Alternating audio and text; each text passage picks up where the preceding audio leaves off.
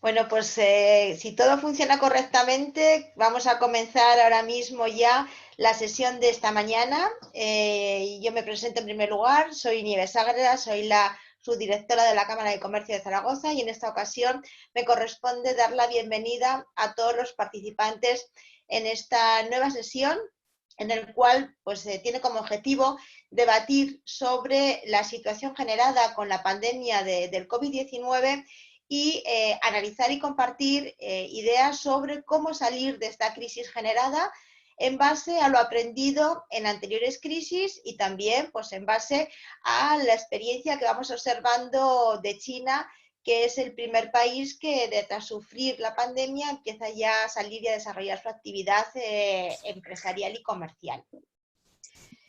Desde el primer momento que se desencadenó esta situación, la Cámara de Comercio de Zaragoza, siguiendo con su compromiso para con las empresas, decidió poner en marcha una plataforma que es el Empresa en Marcha, a través de la cual hacer llegar a las empresas aragonesas información sobre las novedades legislativas, pero sobre todo que fuese una plataforma desde la cual compartir problemas, situaciones que estaban aconteciendo, soluciones que, como es nuestra voluntad, en muchas ocasiones parten de la misma actividad colaborativa que mantenemos con nuestras empresas y con nuestros socios y colaboradores.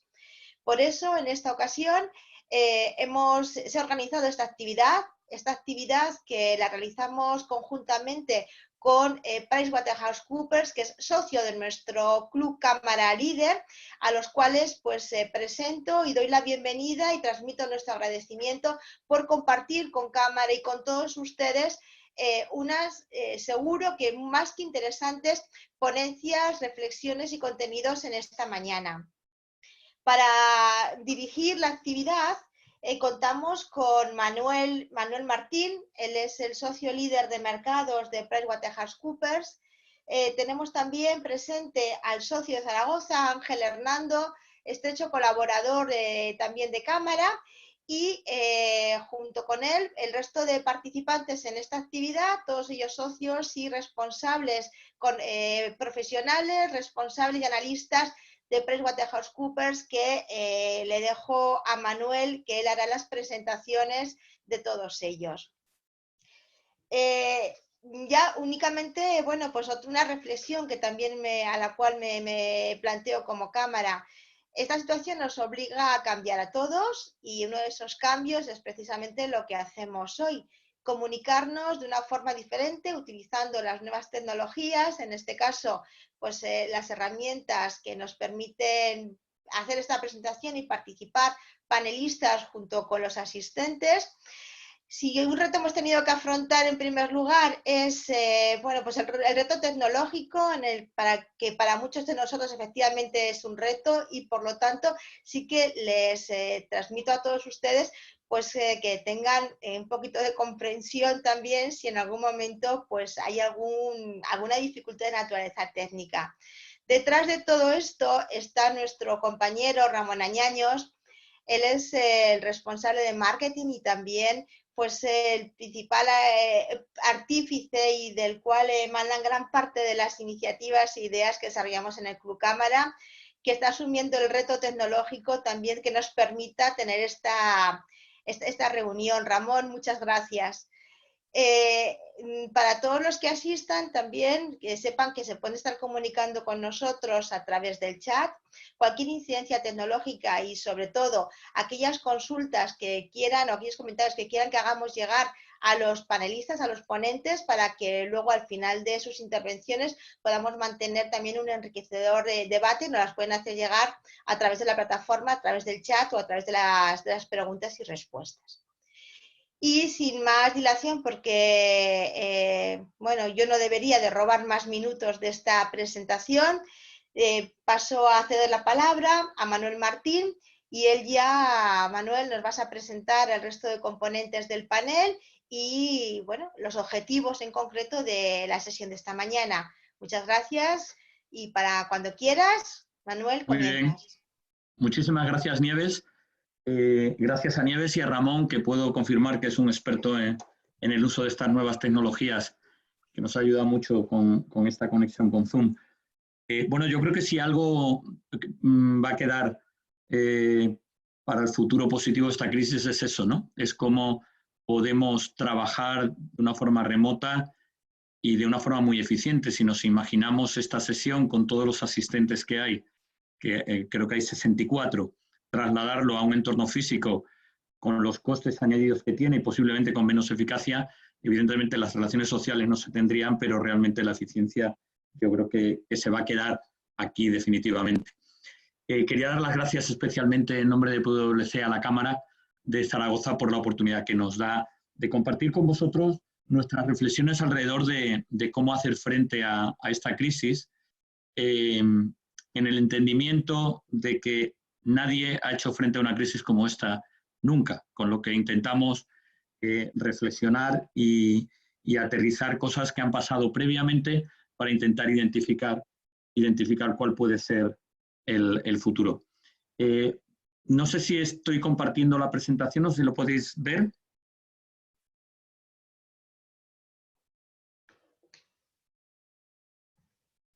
Disculpar. No sé si está compartiendo porque ahora mismo... Creo que no, Manolo. ¿No? Vamos a verla ahora mismo. ¿Ahora sí se comparte? Sí, perfectamente. Ahora la estáis viendo. Muy bien, muchísimas gracias.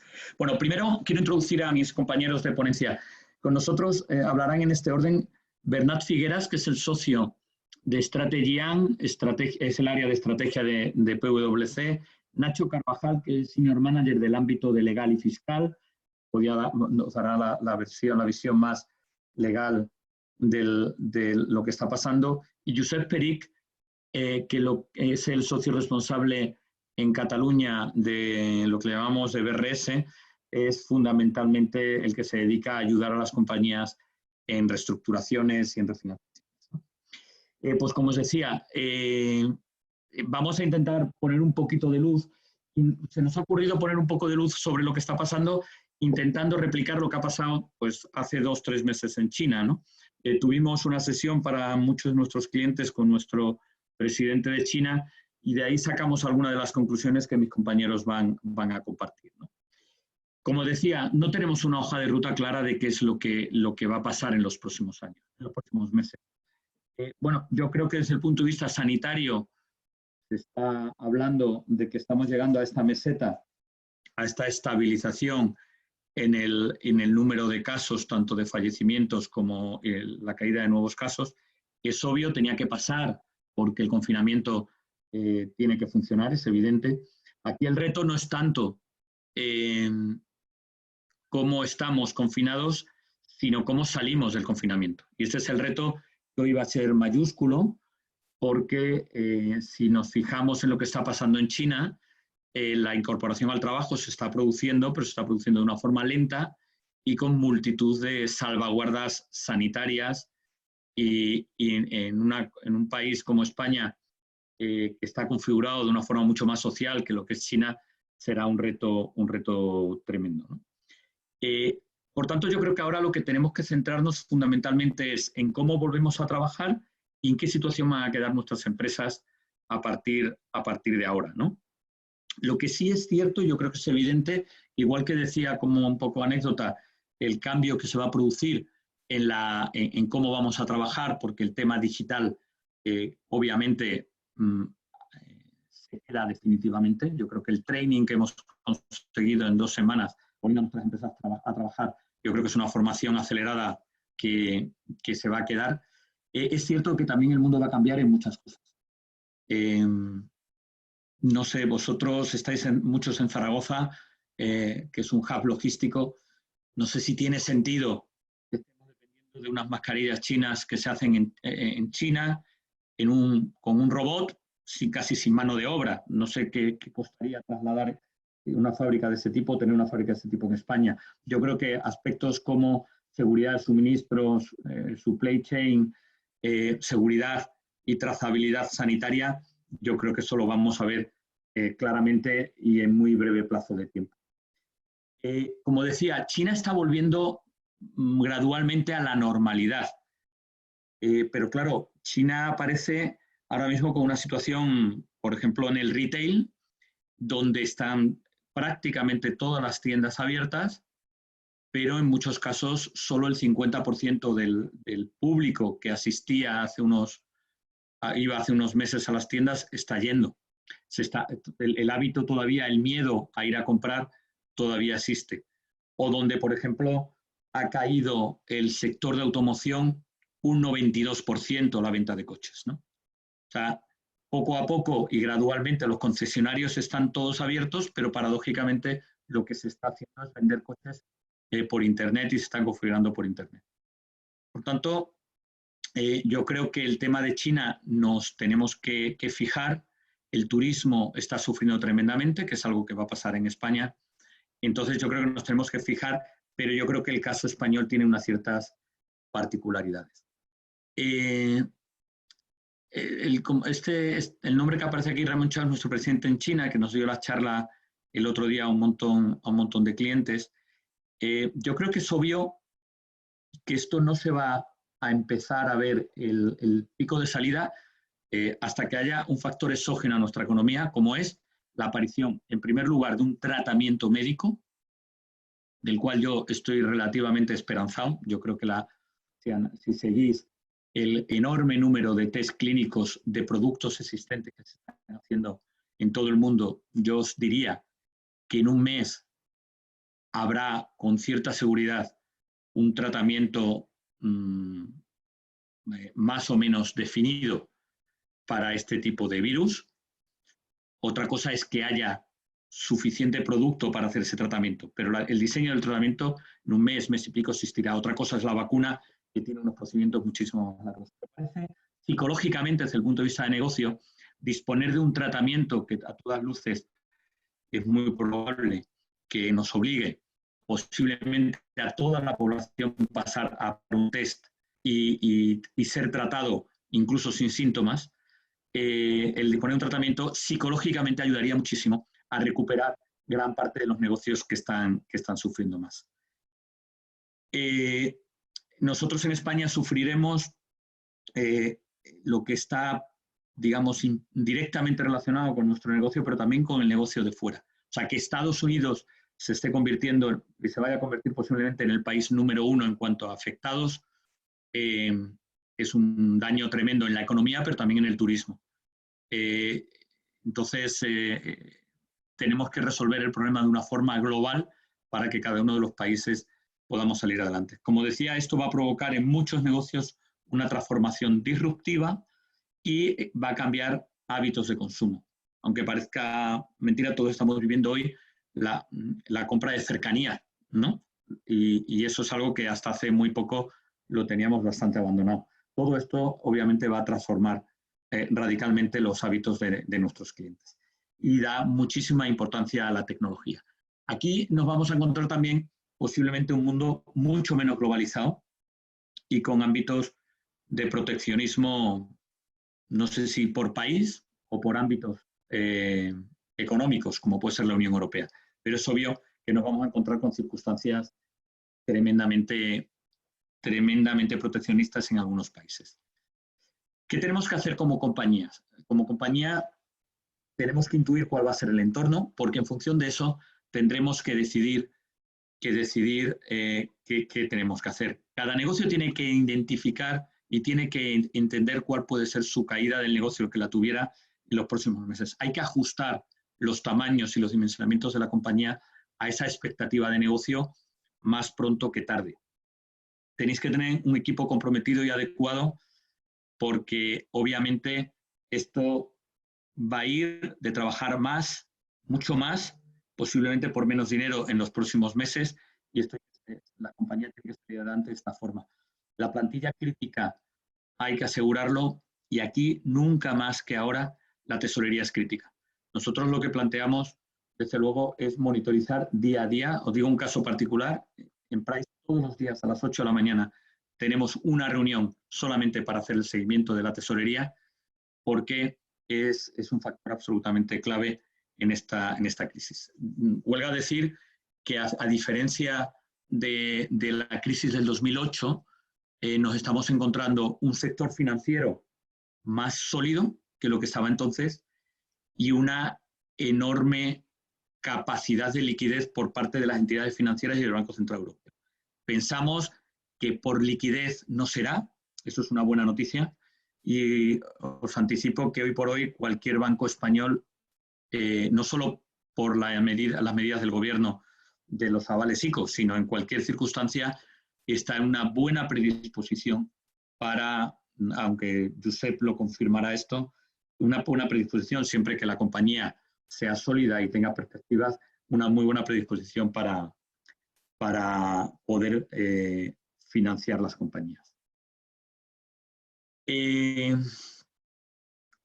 Yo creo que ahora lo que nos vamos a encontrar, una vez superemos la crisis sanitaria, que yo creo que a finales de abril empezaremos a tener cifras muchísimo más asumibles y donde el reto sanitario sea el que no se produzca ese repunte.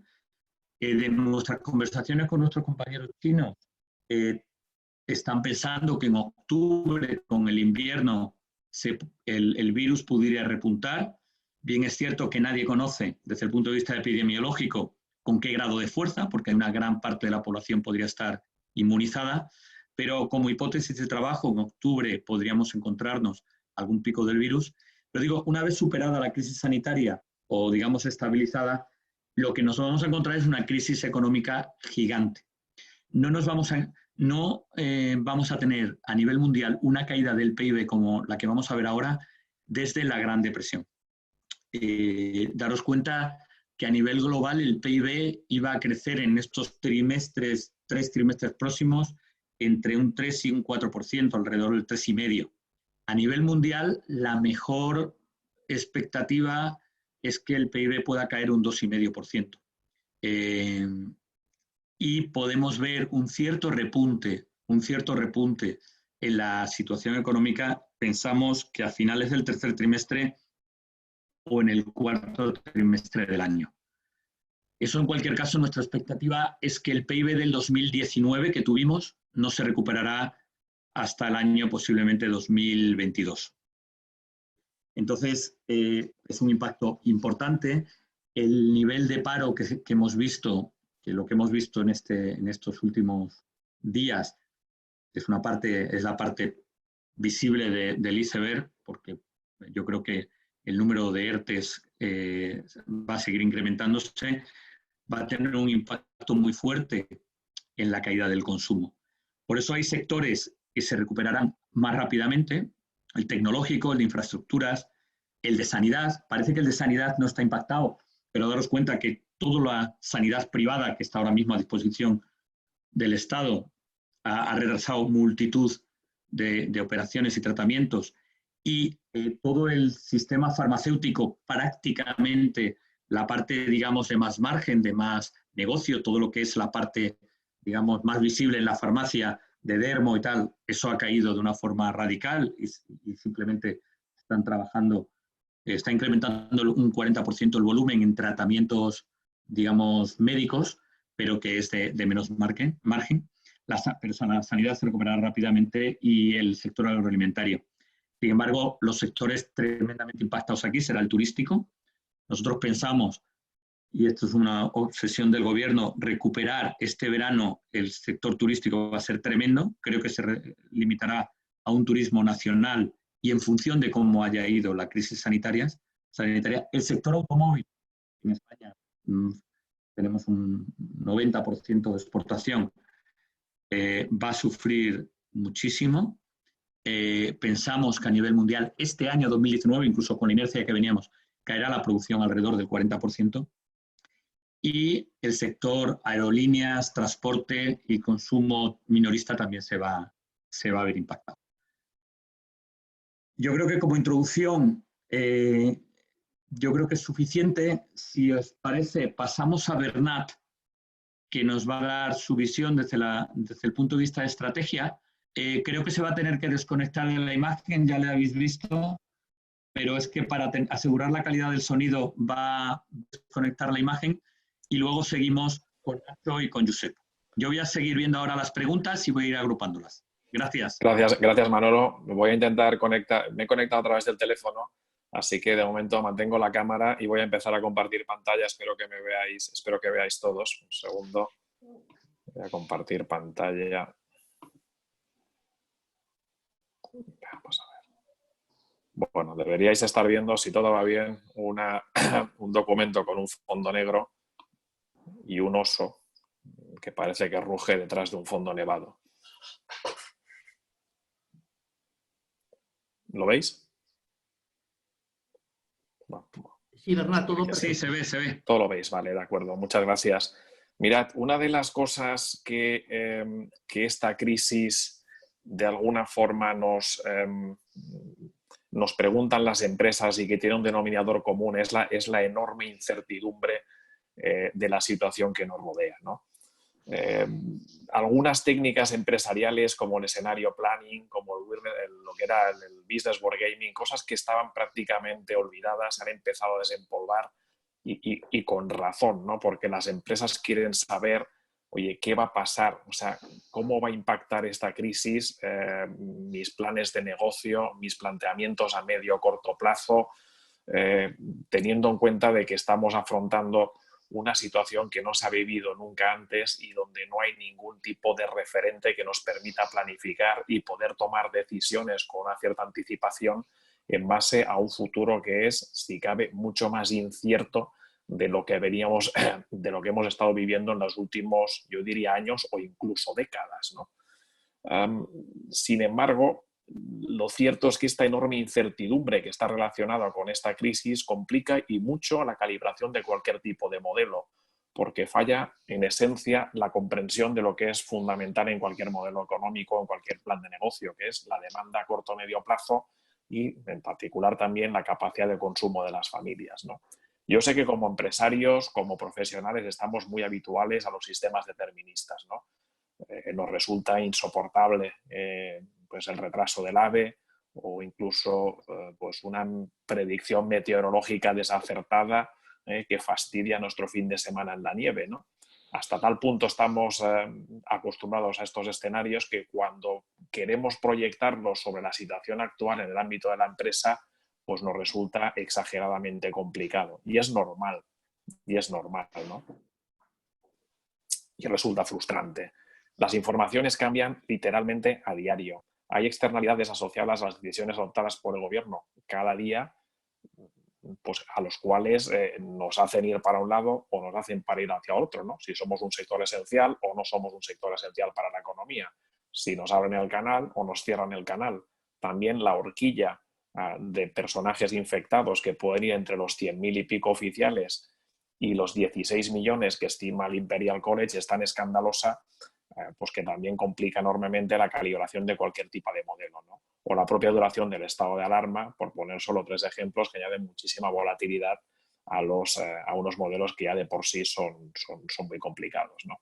Entonces, esta ponencia no tiene por objetivo ni mucho menos pontificar ni dar opiniones categóricas, algo a lo que los consultores estamos bastante acostumbrados porque así nos lo piden nuestros clientes. No, realmente no es así en este caso. En este caso lo que queremos es compartir con ustedes una serie de reflexiones, de opiniones un tanto direccionales, que en el mejor de los casos pues esperamos que les ayuden a planificar el futuro inmediato y a corto plazo de sus negocios, pero de ninguna manera esto representa una toma de posición firme por parte de Price ni mía respecto a los números y a las diferentes reflexiones que vamos a compartir, ¿no? Un segundo que paso adelante. Como decía, hay como 3 grandes impactos de esta crisis, ¿no? La primera es la duración del propio estado de alarma. Parece o se sugiere que a partir del día 26 se puede empezar a producir una cierta relajación de este estado de alarma y de este confinamiento. Otra cosa es cómo se va a producir y de qué manera se va a producir, la abordaremos un poco más adelante. La segunda variable es cómo ha impactado el estado de alarma mi sector de actividad económica y mi empresa en particular. También entraremos a elaborar un poquitín sobre este segundo punto. Y en tercer lugar está la propia velocidad y el perfil de recuperación, que naturalmente es distinto en función del sector de actividad económica en el cual opera cada una de las empresas.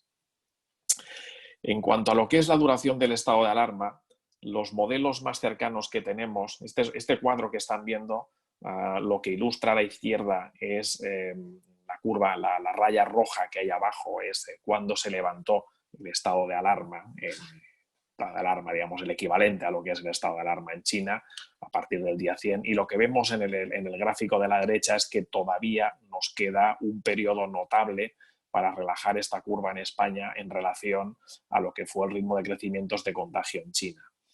Los modelos epidemiológicos que estamos manejando, insisto, tienen una incertidumbre enorme porque ni siquiera somos capaces de saber a ciencia cierta cuántas personas están realmente infectadas por este virus en España. Lo que sugieren, y el paralelismo con la curva china, pues parece que más o menos tiene una cierta semejanza, que a partir de final de mayo se podría llegar a una situación de estabilización. De hecho, hasta el telediario parece que abona una teoría parecida a esta, de manera que se produjese esta relajación al final del mes de abril que nos permitiese salir de este confinamiento domiciliario y la actividad económica pudiese remontar de una forma gradual. La forma gradual ya la ha expresado antes Manuel Martín Espada, haciendo un paralelismo con China. Este paralelismo puede significar que pueda mantenerse una cierta confinamiento para determinados segmentos de la población que son más vulnerables y que también muy probablemente, y para evitar el repunte chino, persista el cierre de fronteras para evitar contagios externos, lo cual tendría y va a tener casi con toda seguridad un impacto negativo para la actividad turística. España es un país que recibe 60 millones de turistas al año, la curva de la demanda literalmente se mueve, el turismo ya no solo tiene un efecto directo sobre el propio sector, sino también indirecto, inducido sobre el consumo, sobre la industria, es decir, el daño será grave y este sector va a ser uno de los más afectados, pero en cualquier caso entendemos que esta salida gradual pues no va tampoco a significar, haciendo de nuevo un paralelismo con China, una explosión de consumo ni mucho menos, ¿no? De hecho, lo que estamos percibiendo en China es, desde el lado pesimista, apertura de canal, pero poca voracidad de consumo por parte de la gente, por parte de los consumidores, pero por otra parte, y también por dar una nota de alegría o de un cierto optimismo a este discurso, los últimos datos que nos llevan de la encuesta de consumo de China, lo que dicen realmente es que hay un 49% de los encuestados que reflejan tener una visión entre optimista y muy optimista sobre el futuro, lo cual a mí me sorprendió bastante. Hay prácticamente un 45% de los encuestados que se declaran neutrales y solamente, y quizá para mí es el dato que a mí me impactó más y que creo que es bueno reflejarlo y compartirlo, hay un 6% del resultado de esta encuesta que ve el futuro desde un pesimismo notable. Lo cual, bueno, pues tampoco está mal también por tratar de dar una cierta nota de optimismo dentro de un panorama pues, que naturalmente no puede ser más que pesimista, ¿no? En cuanto al impacto sectorial dentro de lo que es el pico de la crisis, el impacto va a ser, como ven en este cuadro, demoledor. Empezando por abajo, hay determinados sectores como turismo, transporte o automoción que durante el periodo de la crisis pues, van a tener caídas entre el 75 y el 95%. ¿Quién hoy en día está pensando en comprarse un coche o quién hoy en día está pensando en, no sé, irse a pasar un fin de semana a un hotel? Pues prácticamente nadie, ¿no? El canal está cerrado, el tráfico aéreo prácticamente está desaparecido, la industria de los turismos, la industria de los cruceros, ni se sabe si va a volver a ser una industria alguna vez en la vida. En fin, son sectores que lamentablemente para todos, porque son grandes motores de la actividad económica, van a tener un impacto enorme, ¿no?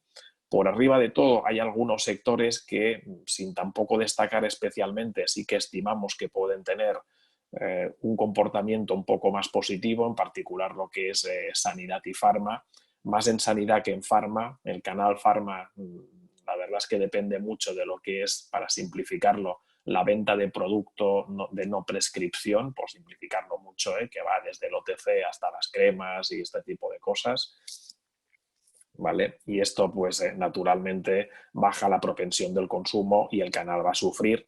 Y entre medio tenemos algunos sectores de que van desde la industria general, retail, power utilities, pues que tampoco van a tener un comportamiento especialmente optimista o positivo durante este periodo de caída, ¿no? De hecho, Power Utilities, pues con la caída de la demanda eléctrica y la bajada del precio del petróleo, pues no va a tener tampoco, lo va a pasar mal. Retail va un poco por barrios y que es verdad que el canal de alimentación moderna pues funciona relativamente bien porque es lo único que está abierto y al final pues todos tenemos que comer y todos tenemos que comprar detergente y al final pues solo queda un canal para ir a comprarlos, pero el resto de negocios de retail, fundamentalmente el canal Horeca, está cerrado, y esto, el canal Horeca son nada menos que 300.000 puntos de venta, puntos de servicio en España que además aumentan como pop-ups durante la temporada turística. Esto está cerrado y arrastra detrás a toda la industria que sirve a este canal. El canal Fashion Retail, pues en fin, pues 3/4 de lo mismo, también está cerrado y pues, realmente, aunque parezca que los supermercados y efectivamente no están abiertos, el canal en general va a sufrir, ¿no? Para no elaborar mucho más ni extenderme más sobre este cuadro, simplemente pues poner estos datos encima de la mesa en el sentido de que nuestra visión sobre el impacto sectorial va a ser muy, muy severo durante la duración de esta cuarentena, ¿no? En cuanto a la recuperación, que suelen ser también preguntas que nos hacen habitualmente, los datos que tenemos de China sugieren que efectivamente existe este cambio de tendencia una vez se relaja la cuarentena. Son datos un tanto antiguos, como pueden ver ustedes, llegan hasta el 5 de marzo. El motivo es que las autoridades chinas tampoco son especialmente, yo no diría transparentes, ¿no? Pero no son como los norteamericanos que actualizan las estadísticas de forma mucho más regular. Así que hemos utilizado únicamente los datos que tenemos hasta la fecha y otros pues, son de tipo encuesta, más empíricos, pero todos acaban sugiriendo el mismo mensaje, que es que afortunadamente pues, el cambio de tendencia existe. Otra cosa es la curva y la velocidad de esta curva, que depende de cada uno de los sectores, ¿no? En este sentido, nosotros entendemos que van a haber 3 tipos de curvas para la salida de esta recesión, ¿no? Unas curvas más o menos rápidas, a las que se pueden apuntar sectores como por ejemplo el industrial o la construcción, que entendemos que viven de pedidos a largo plazo y cuando se levanten las restricciones, pues a menos que cambie mucho, mucho el panorama, pues deberían tener un perfil de recuperación más rápido, ¿no? Otras curvas quizá que tendrán un perfil un poco más hacia la derecha, un poco más lento, que son utilities, el sector media, que van a tener, digamos, un impacto más moderado, y curvas de recuperación mucho más lentas, como por ejemplo turismo y fundamentalmente retail, ¿no? Las curvas lentas nosotros estimamos que van a estar relacionadas a sectores que dependen del sector servicio desde la perspectiva de la experiencia del consumidor, ¿no?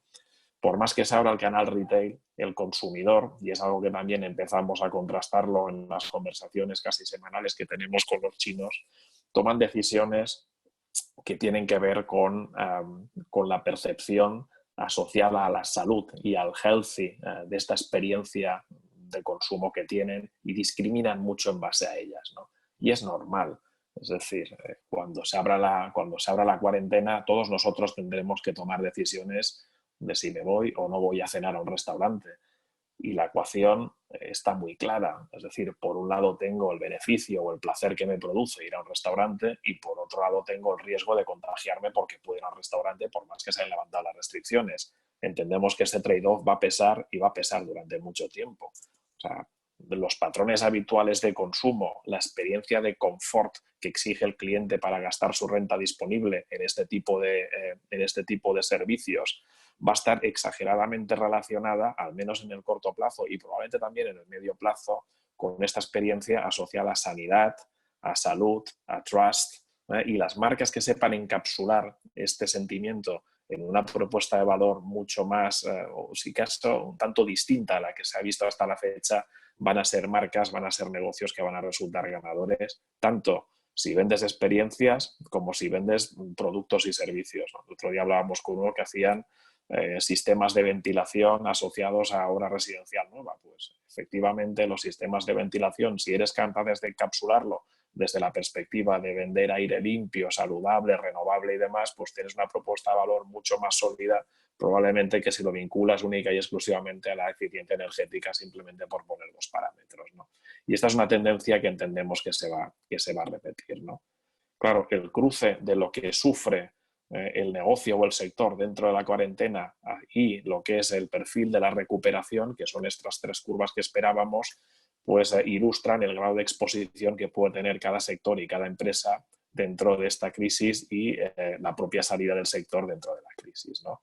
Con el turismo, como veis arriba a la derecha, como principal damnificado y otros sectores que están más abajo hacia la izquierda, pues que en términos relativos van a resultar menos perjudicados. Bien, todo esto de alguna forma se acaba traduciendo en escenarios de decir qué va a pasar en 2020, ¿no? ¿Cómo va a afectar estos tres factores, la salida de la cuarentena, lo que es la caída durante la crisis y el perfil de recuperación a lo que es mi sector durante 2020, ¿no? El escenario central en el que nos estamos proyectando nosotros es un escenario que acaba proyectando lamentablemente una caída del PIB de España del orden del 10%, lo cual es una auténtica barbaridad, ¿no? Con un caso base, etcétera, etcétera, pero para llegar un poco a lo que son los diferentes sectores, entendemos que el sector turismo puede llegar a caer más o menos un 40% en este caso central, aunque insisto es un caso central, se puede ir más abajo o incluso un poco más arriba si salimos antes y en definitiva el impacto va a ser negativo para prácticamente todo el mundo. Caídas del 10, del 15, del 20%, son caídas enormes, enormes. Yo creo que son, vamos, que ni siquiera la crisis del 2008 habíamos visto caídas de esta magnitud en ningún sector. Y va a afectar a todos prácticamente por igual, ¿no? Quizás se salva un poco telco y sanidad y farma, pero tampoco se va a salvar desde una perspectiva de decir van a ser los sectores de moda. Ojo, después dentro de cada sector de actividad económica hay gente que le va bien y gente que no le va tan bien, ¿eh? Como siempre hay que discriminar y no toda la industria se dedica a hacer industria, ¿eh? La industria que, por ejemplo, está dedicada a hacer papel craft para envolver los paquetes que es Amazon, pues seguramente le irá fenomenal, ¿no? A otro tipo de industria, pues probablemente no le vaya tan bien, ¿vale? Esto no dejan de ser resultados bastante direccionales que dan una idea de cuál va a ser el impacto en cada sector y, como decía al inicio de la intervención, tienen como objetivo simplemente pues, dar un poco de guía direccional sobre cómo van a ir las cosas en los diferentes sectores de actividad económica, ¿no?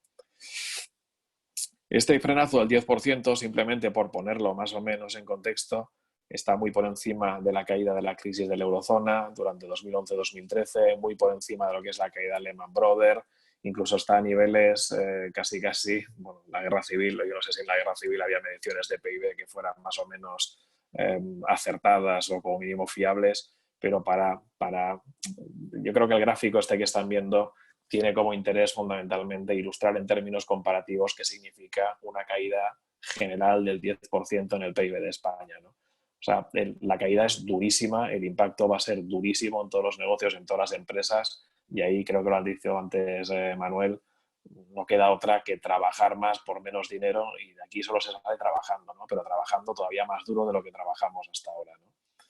Veremos las medidas aplicadas por la eurozona y por el Gobierno de España si van a ayudar a mitigar la crisis y facilitar la recuperación. Sí que es verdad que, a diferencia de la crisis del 2008, esta crisis pilla a las familias y a las empresas con un nivel de endeudamiento inferior. En el 2008 estaba cercano al 100 y pico % y está más bajo, pero también pilla lamentablemente a los gobiernos con un nivel de endeudamiento mucho más amplio, ¿no? Lo cual complica muchísimo medidas keynesianas de más gasto público, porque realmente la capacidad de endeudamiento está prácticamente al límite, no, está más que sobrepasada, ¿no? Pero bueno, no queda otra. Estos son, el 3 de abril, las medidas que había desplegado el Gobierno de España en relación al resto de países europeos. Y bueno, pues que cada uno tome sus conclusiones o se forme su propio estado de opinión respecto a lo que se puede hacer o lo que se podría estar haciendo. En cuanto al paro, pues la destrucción de empleo entendemos que va a ser francamente histórica.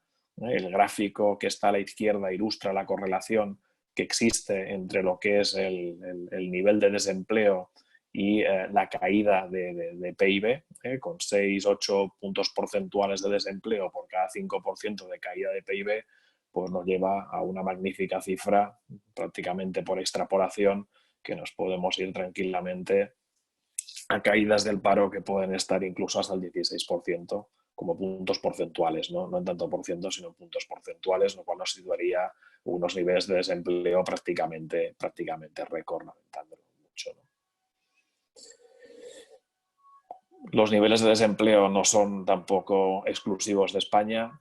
De hecho, y lamentablemente, la correlación que vemos con Estados Unidos, con Canadá y con Noruega, pues ilustran pues que esta tendencia al desempleo, por más que se tratan de poner medidas paliativas, va a ser una norma en los próximos meses.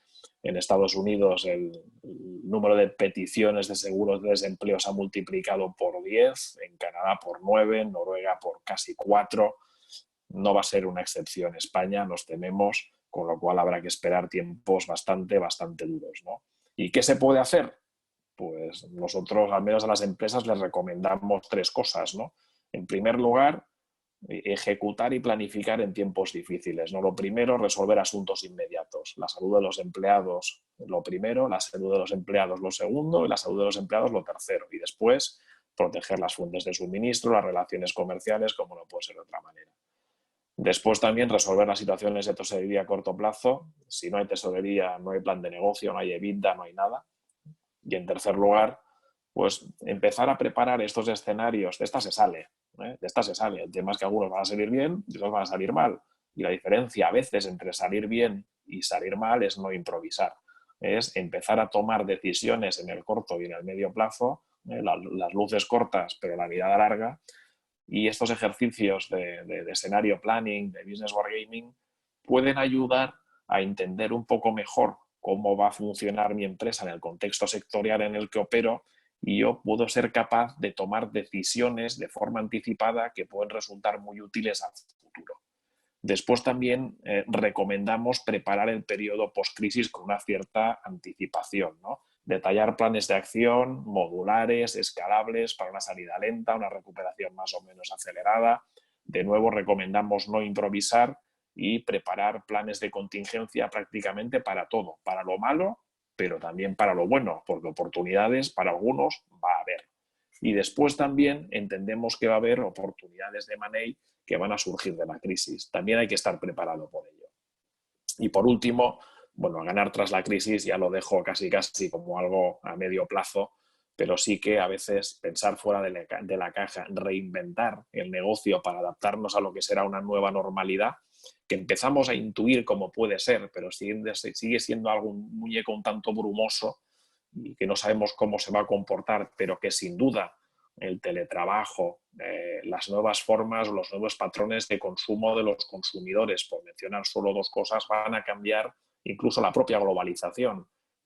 No sabemos realmente si la globalización nos va a llevar y es un asunto abierto, a una mayor cooperación y a una mayor fraternidad mundial, en el sentido de que todos nos necesitamos a todos, o bien se van a imponer determinadas tesis todavía más proteccionistas y nos vamos a encerrar más dentro de nosotros mismos, con lo cual también es un impacto notable en la globalización y también puede afectar a lo que pasa en determinadas empresas, ¿no? Con lo cual lo de reinventarse, lo de pensar fuera de la caja, esta nueva normalidad, también es algo que las empresas sugerimos que deberían empezar a hacer y más pronto que tarde.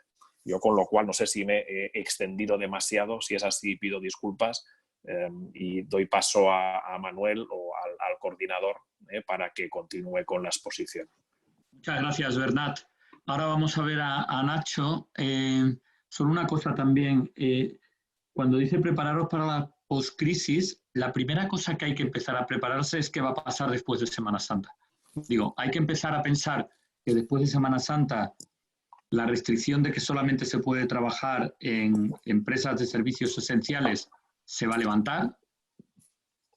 Obviamente el sector Horeca y el sector turismo seguirá cerrado, pero yo creo que la hipótesis de trabajo hoy más razonable es que la vuelta a la normalidad en empresas no esenciales se empieza a pensar después de Semana Santa para después del 26, con algún tipo de restricción, pueda empezarse a trabajar de una forma, digamos, con cautelas sanitarias. Pero esa es la primera reflexión que hay que hacer hoy. En función de cada tipología de empresa, de cómo se tiene configurado las oficinas o lo que fuere, cómo voy a volver a permitir el trabajo o aceptar el trabajo después del día de Semana Santa o el día 26.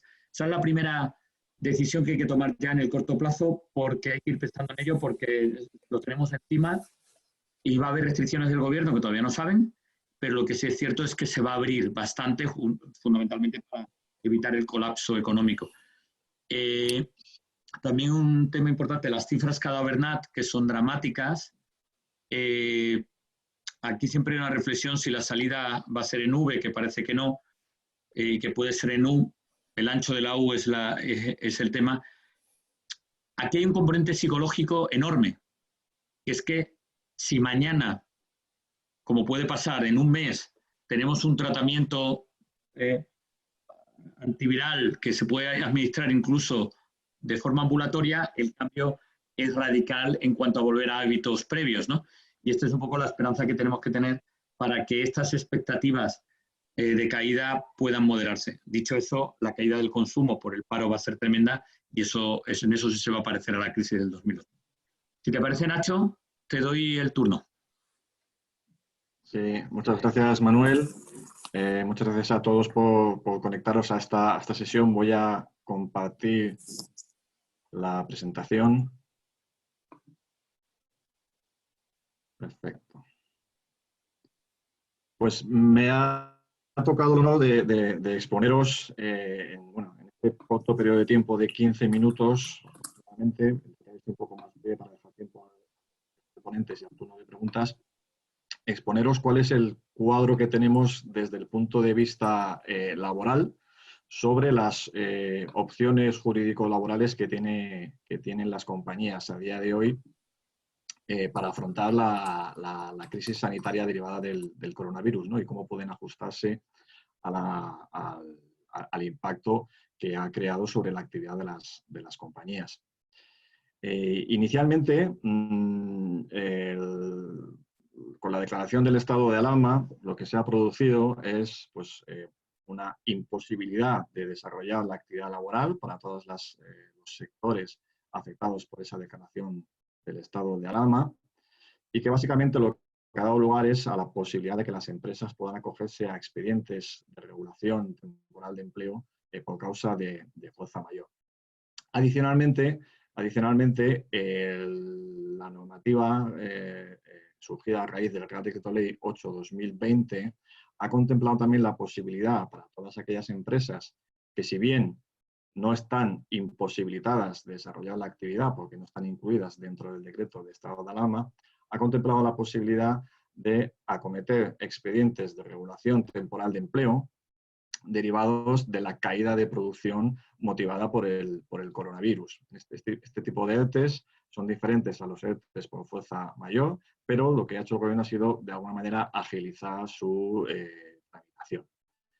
Y adicionalmente a estos dos puntos, como sabéis, el sábado pasado, no, el anterior, se aprobó el Real Decreto Ley 10/2020, que lo que viene a hacer es establecer una prohibición de desplazamiento de trabajadores de actividades no esenciales hacia sus centros de trabajo, imponiendo a las empresas la concesión de un permiso retribuido obligatorio que debe ser devuelto por los trabajadores hasta 31 de diciembre de 2020. Básicamente, estas son las tres medidas laborales que a día de hoy tenemos encima de la mesa y que, en función de las circunstancias de cada compañía y, por supuesto, de si su situación tiene encaje legal, pues deberán o podrán optar por unas o por otras. Luego, adicionalmente, tenemos que valorar también qué es lo que va a pasar después del estado de alarma, porque efectivamente estas medidas están muy orientadas a lo que es la vigencia del estado de alarma, pero como ha dicho Manuel y como ha dicho Bernat, efectivamente todos sabemos que nadie o muy poca gente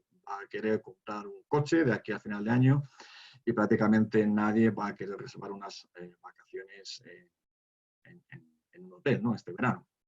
Con lo cual, muchas empresas, estas medidas se les quedan cortas en el tiempo y efectivamente pues hay que prepararse o hay que planificar la estrategia empresarial para los meses venideros después del estado de alarma. De todas formas, si os parece, y sin ánimo de entrar en disquisiciones legales sobre los requisitos de cada una Nacho, de las... pon en formato proyección la presentación. Sí. De acuerdo, así lo veis mejor, sí. En esta diapositiva tenéis las características principales de los ERTEs de fuerza mayor, ¿vale? Básicamente se circunscriben a todas aquellas actividades que fueron suspendidas por el decreto de estado de alarma y que fundamentalmente también están vinculadas con todas aquellas otras decisiones de otras administraciones que han implicado la suspensión o la cancelación de actividades. También se ha establecido la posibilidad de fuerza mayor para compañías que, si bien no están afectadas por esta suspensión de actividades, sin embargo, pueden sufrir en la plantilla, pueden sufrir contagios o medidas de aislamiento que imposibiliten la actividad. Es importante resaltar que estas medidas también pueden ser aplicables a empresas que, si bien no están directamente incluidas en el ámbito de aplicación del Real Decreto de estado de alarma, al trabajar como subcontratas, sus clientes sí que están afectados, con lo cual se imposibilita la prestación laboral.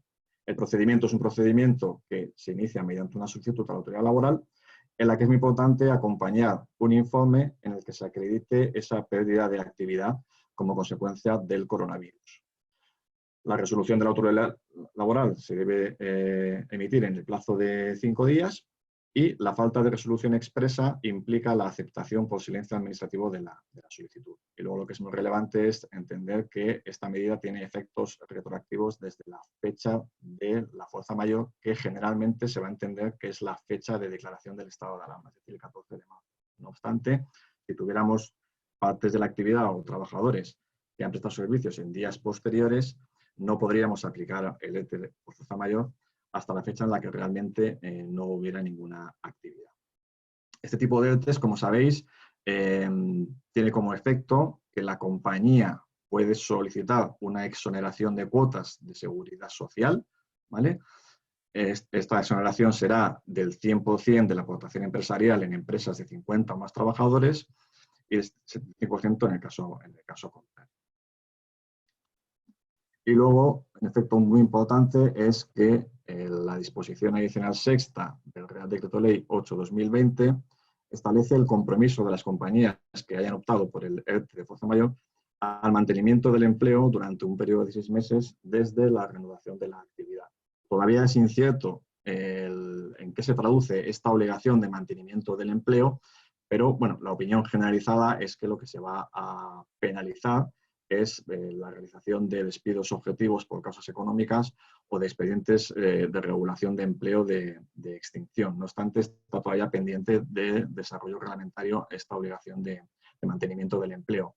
Entendemos además que cuando se desarrolle, pues deberá tener en cuenta la estacionalidad de determinados negocios y que no se penalice la extinción de contratos de trabajo temporales que están claramente vinculados a la estacionalidad.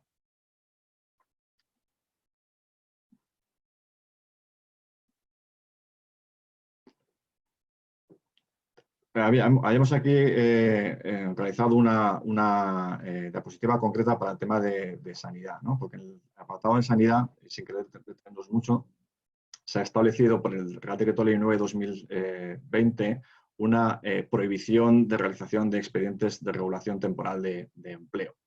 Finalmente, salió una orden ministerial el pasado miércoles en el que se ha delimitado esta prohibición, de manera que únicamente en aquellos servicios o en aquellos centros sanitarios que se han definido en esa orden como centros sanitarios de carácter esencial, se establece la prohibición de realizar expedientes de regulación temporal de empleo.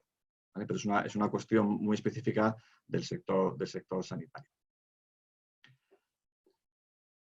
El ERTE por causas productivas. Como os he dicho antes, tenemos el ERTE de fuerza mayor, que es aquel en el que claramente la actividad queda suspendida o queda cancelada por decisión del gobierno, básicamente. Y luego tenemos aquellas otras situaciones en las que, si bien lógicamente existe una afectación de la actividad de la compañía por causa del coronavirus, no está directamente vinculada o directamente relacionada con el cierre, con la cancelación de actividades. La verdad es que la frontera entre el ERTE de fuerza mayor y el ERTE productivo es bastante difusa. Nosotros en Price estamos intentando llevar casi todas en la medida de lo posible, casi todas las solicitudes a través del ERTE por fuerza mayor, porque entendemos que finalmente todo está vinculado con el coronavirus, ¿no? Toda la reducción de actividad está vinculada con el coronavirus, pero es verdad que puede haber supuestos que no encajen directamente en el ERTE de fuerza mayor y deban llevarse por el ERTE por causas productivas, que principalmente, y como diferencia fundamental respecto al ERTE por fuerza mayor, es que exige un periodo de consultas con los representantes legales de los trabajadores previamente a su puesta en marcha. También debemos elaborar una memoria y acompañar en su caso de los correspondientes informes técnicos que acrediten la caída de actividad. Y diferencia también fundamental respecto al ERTE de fuerza mayor es que únicamente surtirán efectos a partir de la fecha de la comunicación de la decisión a los empleados una vez finalizado el periodo de consulta. Es decir, no podemos implantarlo antes de la finalización del periodo de consultas con los representantes de los trabajadores. Volviendo un poco a lo que os comentaba anteriormente sobre la planificación o la estrategia de futuro que tienen que hacer las compañías después del estado de alarma, pues lo cierto es que si bien el ERTE de fuerza mayor puede seguir siendo válido en la medida en que el estado de alarma sabemos hoy que se ha prolongado hasta el 26 de abril, pues lo cierto es que el ERTE de fuerza mayor se puede quedar corto para muchas compañías, porque los efectos de la crisis, como ha explicado Bernat, van a ser prolongados y van a ser profundos en algunos sectores, por lo cual en alguna compañía puede ser recomendable afrontar directamente ya un ERTE productivo debido a la prolongación de los efectos de la crisis del coronavirus. ¿Vale? Es verdad que este ERTE por causas económicas o productivas no conlleva una exoneración de cuotas de seguridad social, pero tampoco está vinculado por la obligación de mantenimiento del empleo durante un periodo de 6 meses.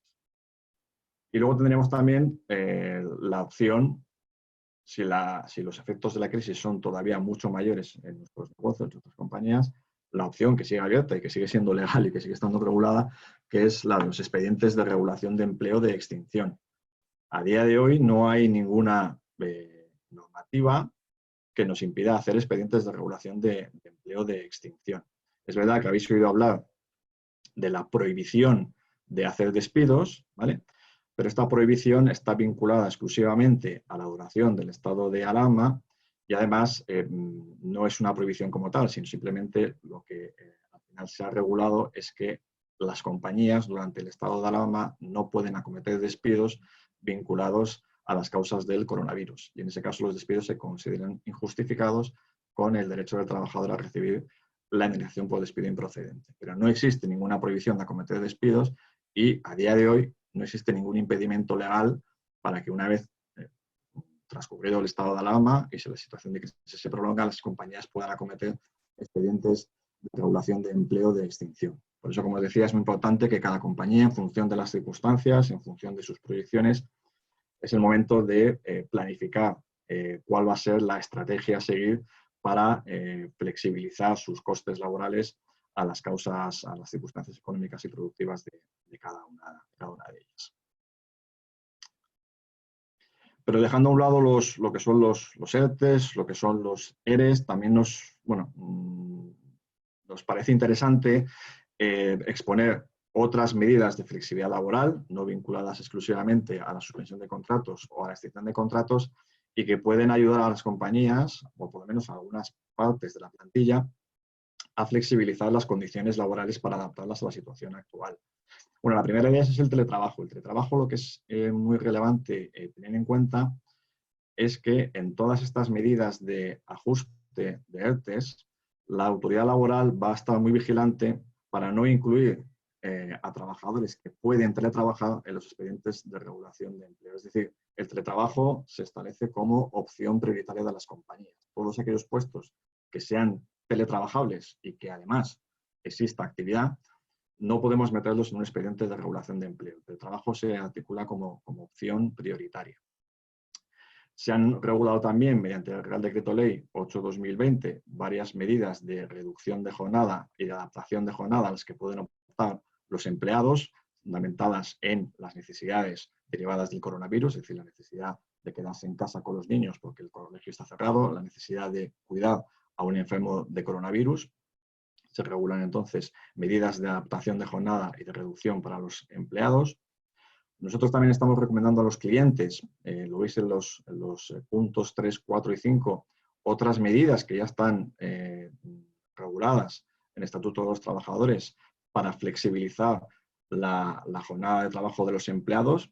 Básicamente, poder, como ha hecho el Gobierno con el permiso remunerado, poder imputar estos días de confinamiento como permisos remunerados o a cuenta de vacaciones, o bien aplicar una distribución irregular de la jornada, de manera que una vez que se estabilice la situación podamos recuperar las horas perdidas. En fin, medidas que flexibilicen todo lo que es el efecto de no poder realizar la actividad productiva en condiciones normales con motivo del coronavirus. Y luego os queremos también exponer algunas cuestiones relevantes que en el marco de esta crisis nos han ido exponiendo algunos clientes y bueno, que yo creo que son interesantes, ¿no? Sobre todo porque es verdad que la crisis afecta a muchísimas empresas, a muchos empleados, pero hay otros que siguen trabajando, ¿no? Afortunadamente, pero trabajan bajo otras condiciones, ¿no? Entonces, en el ámbito de protección de datos fueron muy relevantes las primeras consultas cuando empezó a surgir la crisis sobre hasta qué punto las compañías podrían realizar exámenes de salud de los trabajadores o más bien controles sobre el estado de salud de los trabajadores. Aquí ya contamos con un pronunciamiento de la Agencia Española de Protección de Datos que ha determinado que el derecho a la privacidad, ¿no?, de la normativa de protección de datos cede en situaciones de crisis o de emergencia sanitaria como en la que nos encontramos actualmente. De este modo se ha establecido como legal, como no lesiona la normativa de protección de datos, que las compañías puedan realizar controles del estado de los trabajadores. Recordáis las imágenes que vimos en China al principio a la entrada de establecimientos o entrada de empresas controlando la fiebre de los empleados, y luego también se establece incluso la obligación del empleado de comunicar a su empresa su estado de salud con el fin de determinar si puede ser un supuesto de contagio, con el fin de proteger tanto al propio empleado como al resto de trabajadores de la compañía. En el ámbito de la prevención de riesgos laborales, en realidad no se ha dictado ninguna normativa nueva que regule específicamente el riesgo de contagio de los empleados, salvo en el sector sanitario, que sí que existe una normativa específica, con lo cual aquí la recomendación es seguir las pautas generales que está dictando el Ministerio de Sanidad en materia de, por supuesto, promoción del teletrabajo, que ya hemos comentado, y medidas de distanciamiento social y medidas de organización que eviten reuniones y que eviten en general cercanía entre los empleados. También la situación de crisis provoca que debamos plantearnos determinadas prácticas de recursos humanos fundamentalmente relacionadas con el teletrabajo. Nuevamente, el teletrabajo pues bueno, tiene como efecto nocivo el posible aislamiento, ¿no?, de los empleados. Aquí estamos ayudando a muchos clientes en implantar prácticas de teletrabajo, en este caso de trabajo intensivo, con el fin de evitar estos efectos nocivos, ¿no? Mantener siempre la comunicación con los empleados y, por supuesto, que el teletrabajo no signifique una teleconexión 24 horas del empleado, ¿no?, sino tratar de ajustarse a los horarios normales. Y luego, finalmente, bueno, es el hecho de facilitar a todos los empleados que a día de hoy todavía pueden trabajar, ¿no?, y no están incluidos dentro de las actividades no esenciales, y además ya es requisito legal facilitarles la correspondiente documentación para que puedan desplazarse a sus centros de trabajo. Básicamente, en resumen, y ya termino, de lo que se trata es, a día de hoy, tenemos todavía que, si las empresas no lo han hecho, determinar cuál es la fórmula legal que mejor encaja a su situación, pero sin perder de vista que esta es una situación que, como hemos dicho, se va a prolongar varios meses y que las compañías deben ya pensar en cuáles son las medidas jurídico-laborales que deben adoptar o que pueden adoptar en el medio plazo para mitigar los efectos de la crisis. Muy bien, Nacho. Oye, antes de que vaya Josep, que va a tenerlo que hacerlo rápido, una pregunta para ti sobre el teletrabajo. Nos comentan que hay una empresa donde parte de su personal administrativo puede teletrabajar en casa, pero claro, por la caída de actividad no hay suficiente trabajo para teletrabajar. Y si esas personas que pueden teletrabajar podrían acogerse al permiso retribuido compensable o incluso al ERTE. Correcto. Entiendo que pueden incluso ir a un ERTE.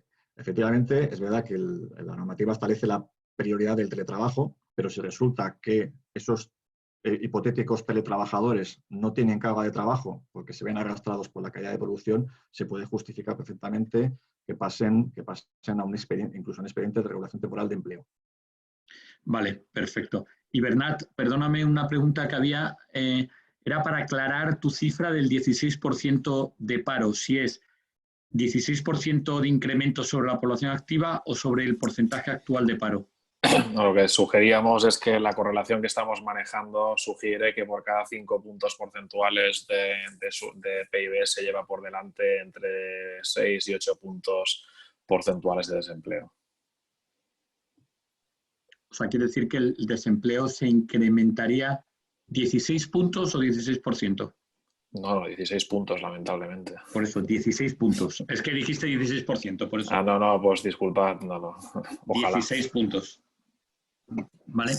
Muy bien, pues yo diría muy rápidamente, por favor, Josep, te toca.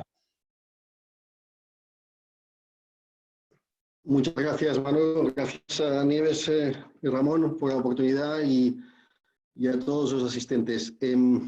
Voy a compartir la pantalla, entiendo que la veis, y al mismo tiempo voy a intentar apagar mi vídeo un segundo para que tengáis mejor audio.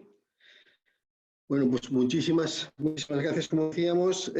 Bueno, yo creo que Bernat nos ha expuesto una situación en la que está claro que hay un freno de la economía importante porque va por sectores y que además estamos en una situación con un grado de incertidumbre sin precedentes, ¿no?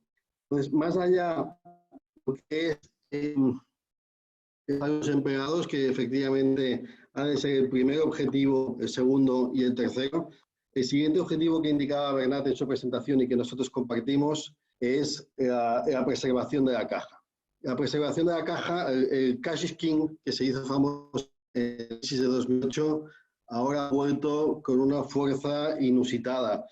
la situación que vivimos de freno de la economía no tiene, perdonad un segundo, no tiene, estoy intentando compartir,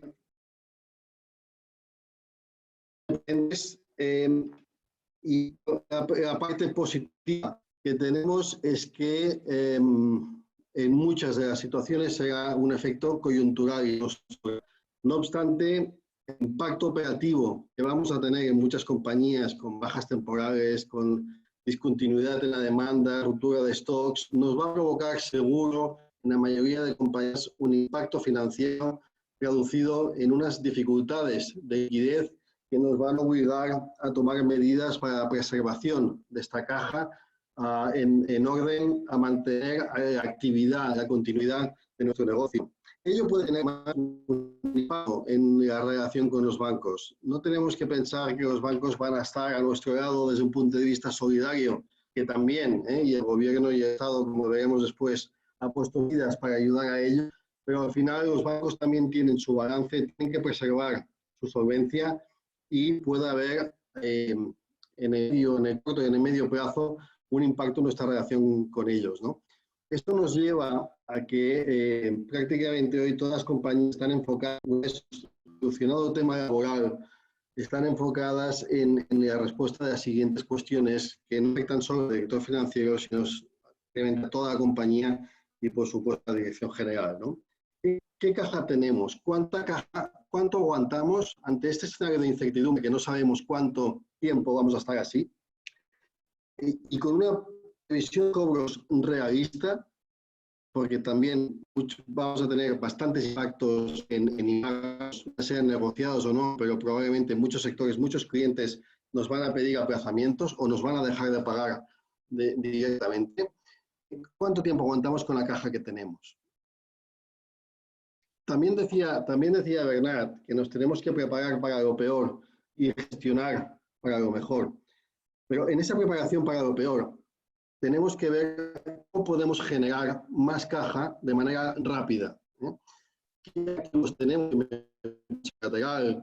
Incluso estar preparados para operaciones corporativas, ya sean aportaciones de capital por parte de nuestros socios actuales, o ya sea incluso dar la entrada a lo mejor a un tercero que nos permita en una situación excepcional que nos permita esa caja, esas posibilidades de caja adicional, ¿no?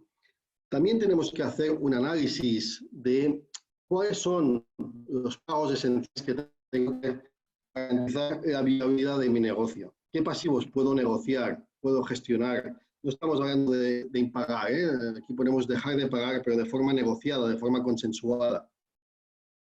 Y por último, en relación a la situación actual de las entidades financieras y sobre todo en relación a las medidas que ha aportado el gobierno, el Estado, qué puedo solicitar a los bancos y cómo debo documentar esta solicitud, que es algo que, como vemos, es bastante importante y crucial para conseguir esas ayudas.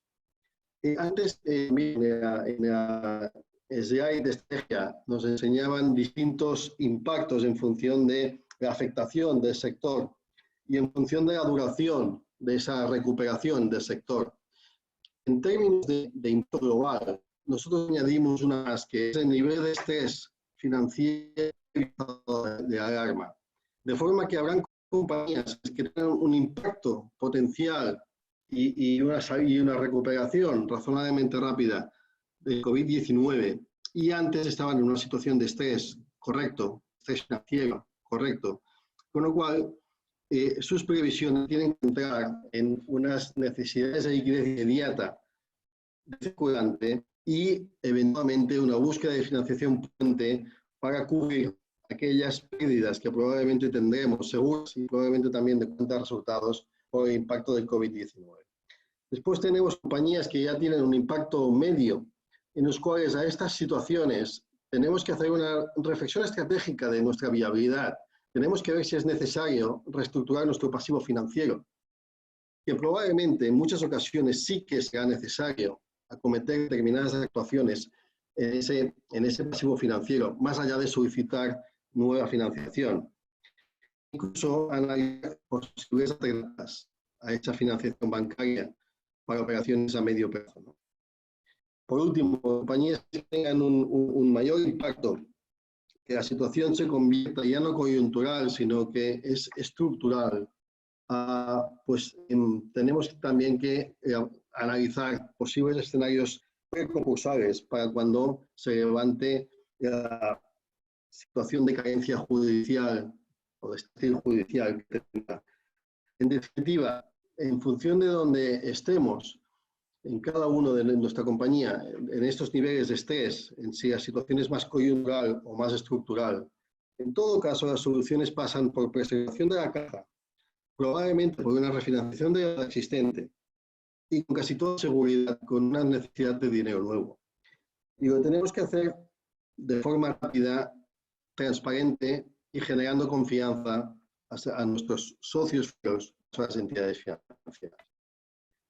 No me voy a extender, la operación de caja es volvemos a decir, el cash is king. Tenemos que hacer unas previsiones a corto plazo, las famosas 13 semanas, desde un realismo en la creación de ingresos y con un análisis civilizado de pagos, potenciales opciones que tenemos sobre cada una de ellas. Esas opciones, como comentaba también Nacho, pues hay que ejecutarlas de forma rápida para mantener esa preservación. Muy bien, Josep. Lo primero que quería pedir es disculpas por la calidad del sonido. Josep vive en una casa donde todavía no llega la fibra y entonces el ADSL, o sea, todavía hay fibra que tender por España. Pero bueno, yo creo que más o menos se ha seguido.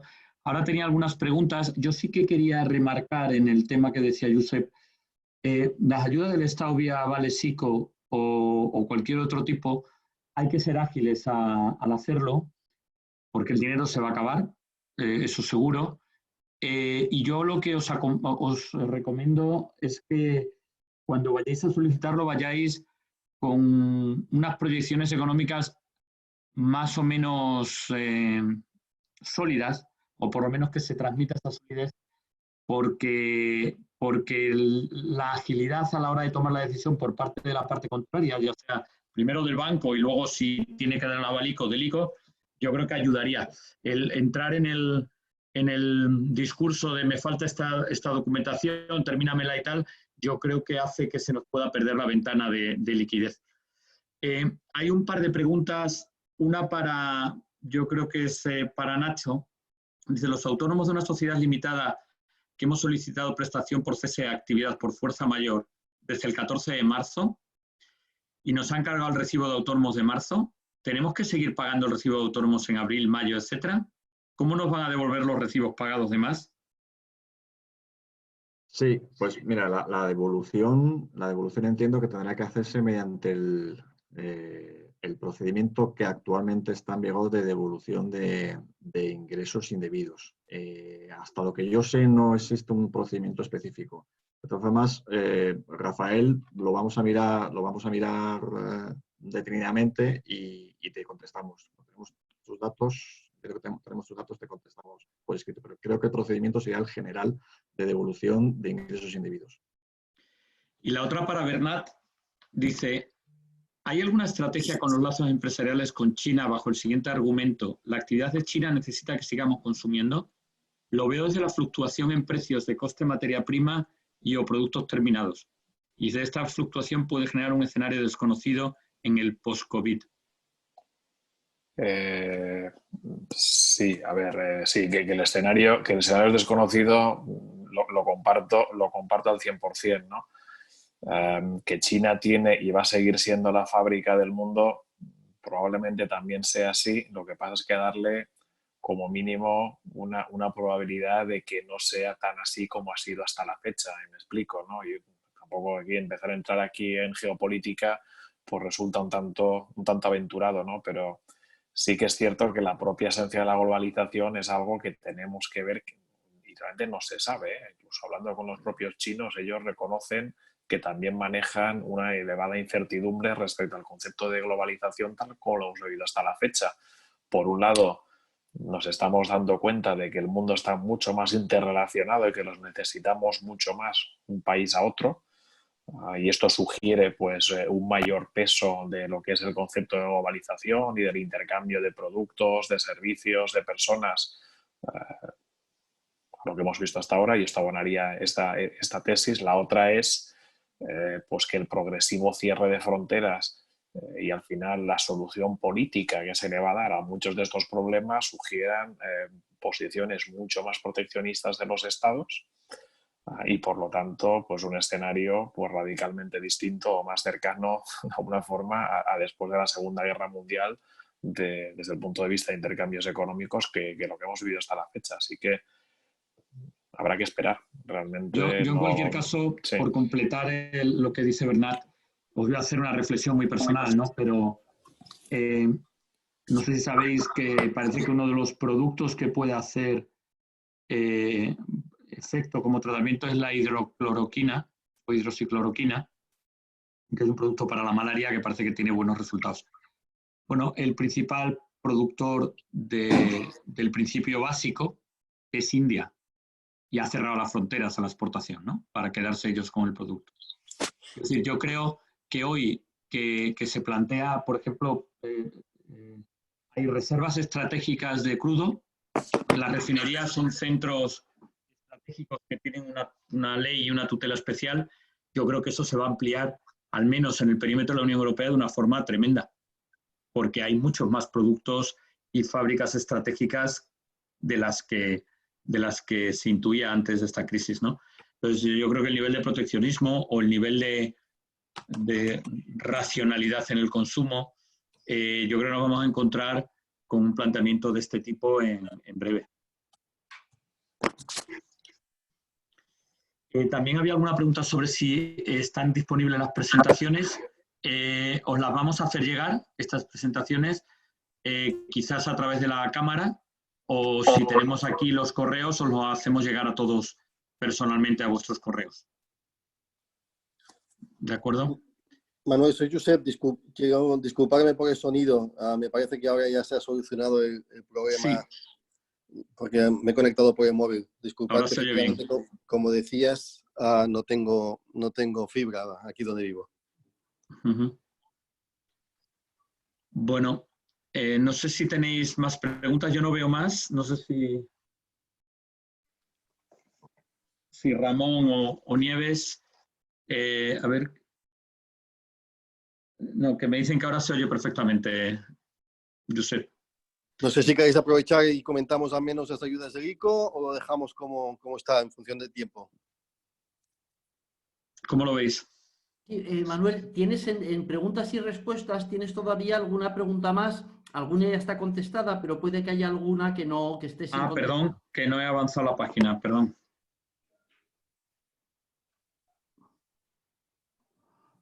Y aún tenemos un poquito de tiempo para responder alguna. Un segundo.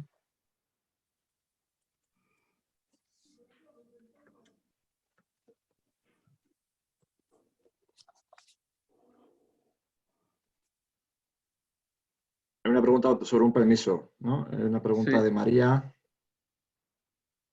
Sí, es que María nos pregunta por ejemplos de recuperación del permiso retribuido. Vale. Bueno, pues en realidad es básicamente lo que dice el Real Decreto Ley 9/2020. Es decir, las únicas limitaciones que impone son que no se pueden lesionar los derechos mínimos de descanso diario y semanal de los empleados. Es decir, la recuperación no podrá afectar al descanso semanal y tampoco podrá afectar a la obligación que tienen las compañías de respetar un descanso mínimo de 12 horas entre el final de una jornada y el comienzo de la siguiente.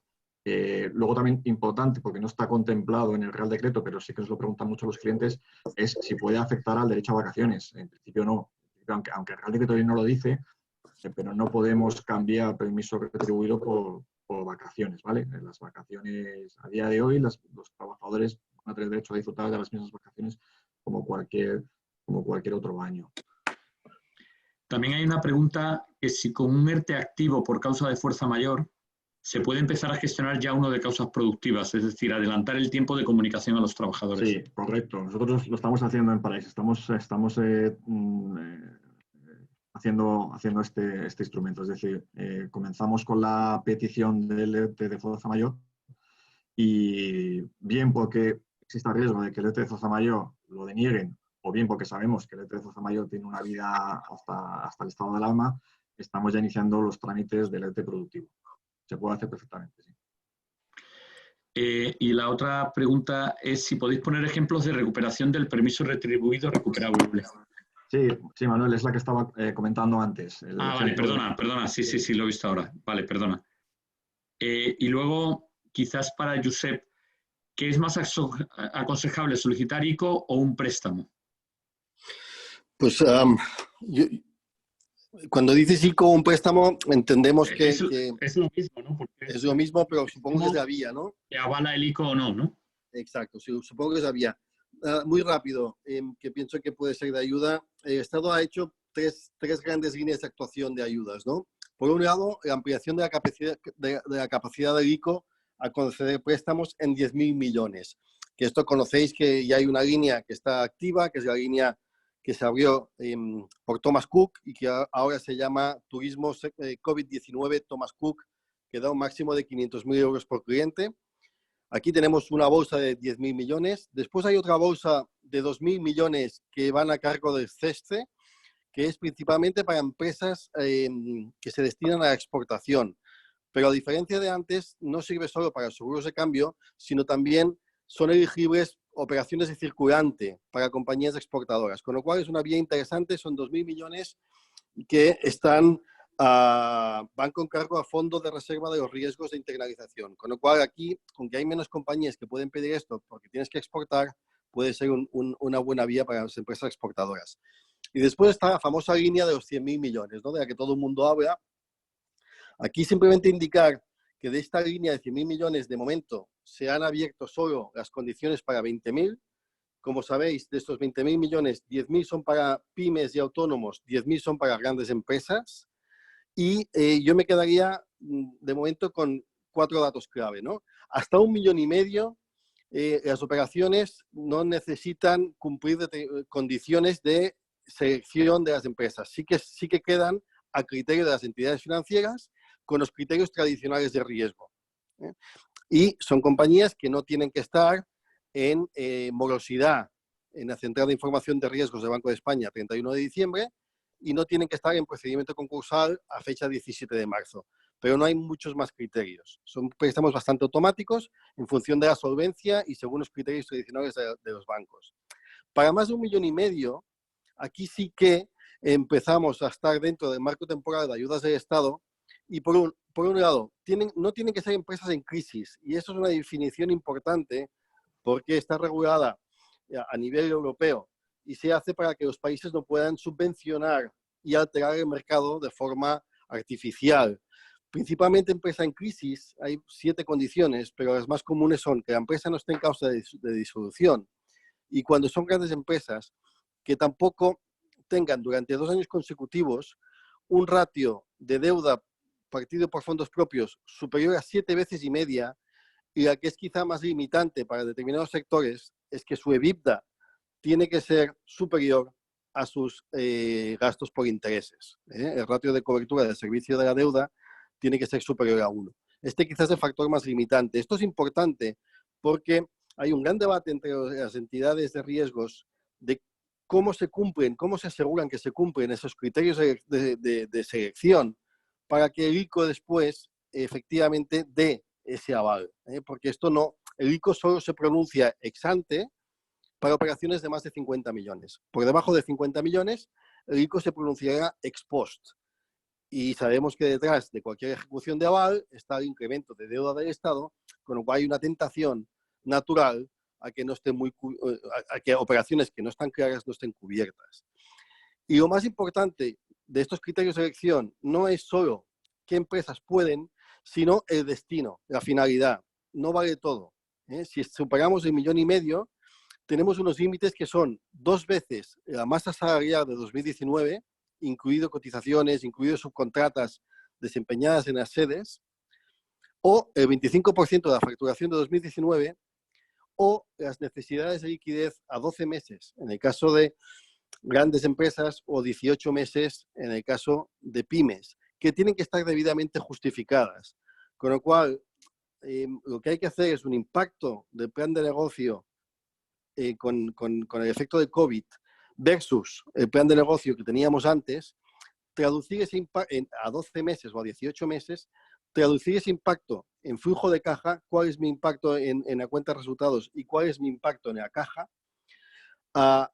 ese impacto en caja disminuirlo con las medidas que hemos dicho antes que teníamos que adoptar de preservación de la tesorería, de intentar pagar lo mínimo posible y el ahorro de costes, y esas son las necesidades que yo tengo que pedir.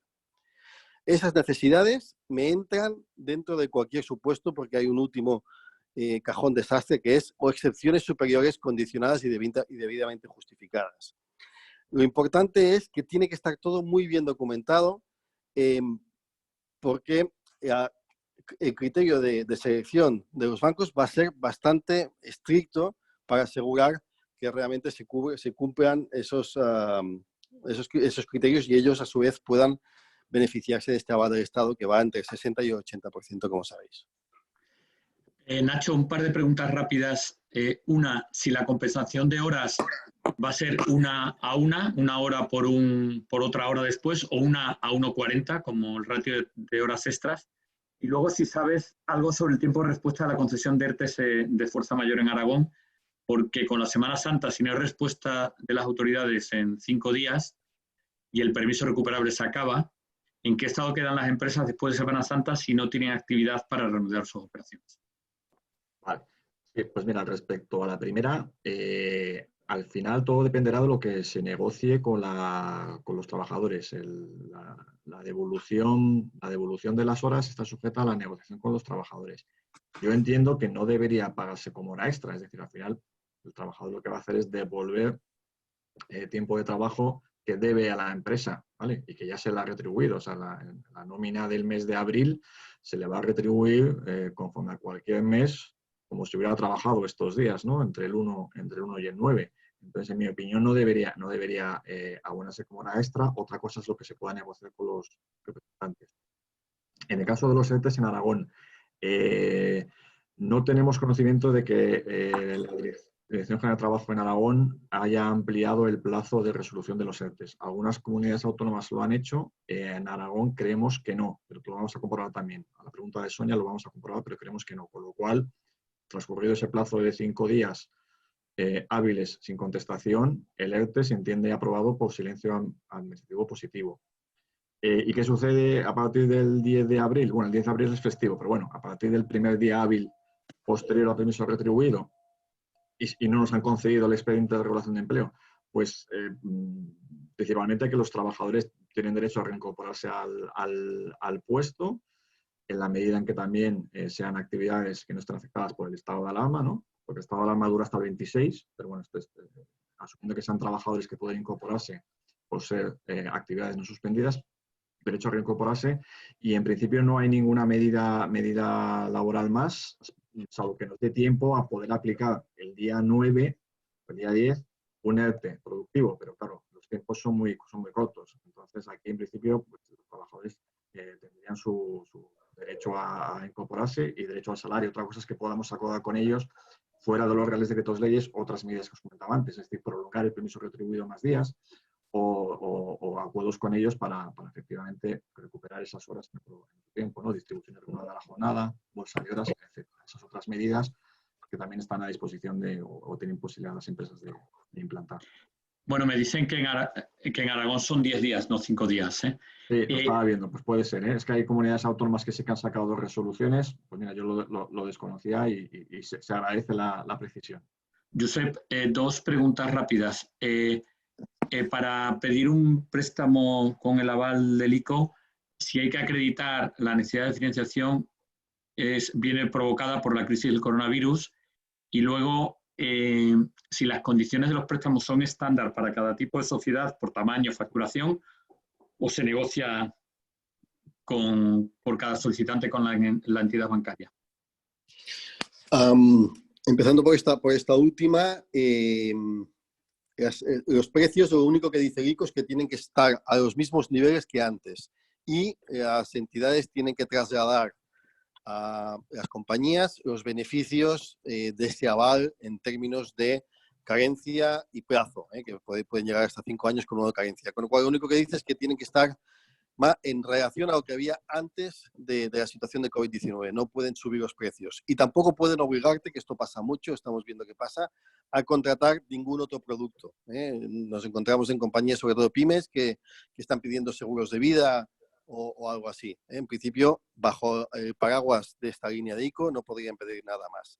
Perdona, y la otra pregunta era, se me ha ido ahora. Si había que acreditar que la necesidad de financiación es por el COVID o no. Absolutamente, absolutamente. El destino tiene que ser exactamente esto. No, cualquier destino o cualquier compañía que no esté afectada por el COVID no puede acudir a esta línea de avales. Además, ¿cómo acreditas, no? Que estás Bueno, afectado por el COVID. Tienes que hacer efectivamente lo que nosotros recomendamos, sobre todo para más de 1,5 millones, es comparar tu plan de negocio inicial con un plan de negocio que tienes que rehacer ahora en base a distintos escenarios de COVID. Nosotros con 2 pensamos que es más que suficiente, y trasladar esta desviación negativa que tendrás en ventas, trasladarlo en necesidades de caja. Y eso es lo que tienes que acompañar. De hecho, nosotros estamos ayudando a muchas empresas a hacer precisamente este análisis, ¿no? Para que la acreditación sea lo más efectiva posible. Muy bien, yo creo que no hay más preguntas. Yo solo quería daros las gracias a todos los asistentes, a los ponentes y a la Cámara por la oportunidad que nos dais. Estamos a vuestra disposición. Aquí tenemos a Ángel Hernando conectado, que es el responsable nuestro en Aragón. Estamos a vuestra disposición para lo que necesitéis. Tenéis ahí nuestros correos. Y simplemente, sin más, os pasamos, si queréis, pasamos a Nieves la clausura del evento y quedamos, como digo, a vuestra disposición, tanto desde la oficina de Zaragoza como la de Madrid o Barcelona, para cualquier cosa que necesitéis. Muchísimas gracias. Bueno, Manuel, muchas gracias a vosotros, a todos los ponentes, Bernat, Josep, Ignacio. Han sido súper clarificadoras las explicaciones que nos habéis dado, además muy claras. También a todos los que han asistido, porque yo creo que con las preguntas que se han transmitido hemos conseguido todavía pues, aportar más riqueza a la sesión.